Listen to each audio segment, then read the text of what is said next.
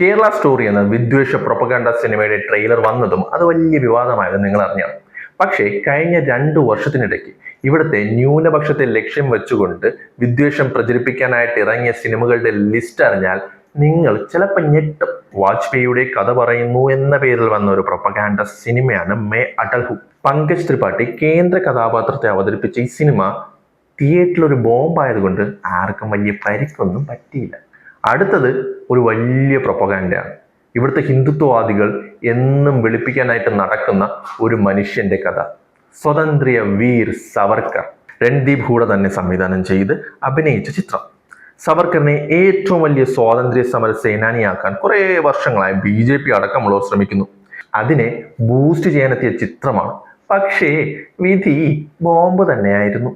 Covid കാലഘട്ടവും vaccine ലഭ്യതയില്ലായ്മയും ഒക്കെ ഒന്ന് വെളുപ്പിച്ചെടുക്കാൻ വിവേക് അഗ്നിഹോത്രി ശ്രമിച്ച ഒരു പ്രൊപ്പഗാൻഡയായിരുന്നു വാക്സിൻ വാർ. അതും ഏറ്റില്ല. കേരള സ്റ്റോറി ആദ്യ ഭാഗത്തിന് ശേഷം സുദീപ് ദോസ് സെൻ അടുത്തിറങ്ങിയത് കമ്മ്യൂണിസ്റ്റുകൾക്ക് നേരെയായിരുന്നു. അതാണ് ബസ്റ്റർ ദി നക്സൽ സ്റ്റോറി. കേരള സ്റ്റോറിയിലെ അതേ നായികയായിരുന്നു ഇതിലെയും പ്രധാന കഥാപാത്രം. പക്ഷേ വന്നതും പോയതും ആരും അറിഞ്ഞില്ല. ഗോദ്ര സംഭവം എന്നത് ഒരു മിസ്റ്ററിയാണ്. പല റിപ്പോർട്ടുകളും ഇവിടുത്തെ ഹിന്ദുത്വവാദികളുടെ നരേറ്റീവിന് എതിരാണ്.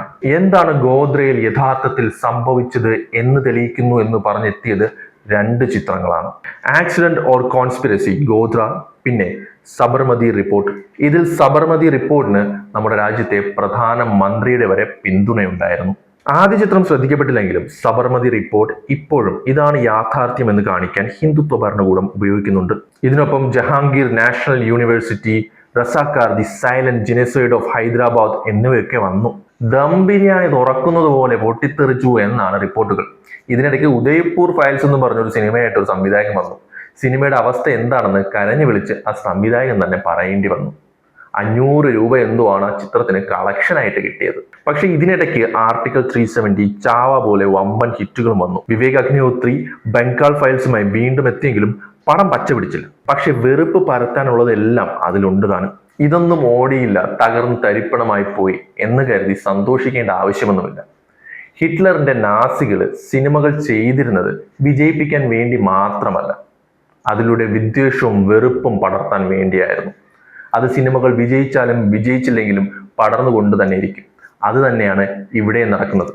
അതിന്റെ ഏറ്റവും പുതിയ പതിപ്പാണ് കേരള സ്റ്റോറി 2.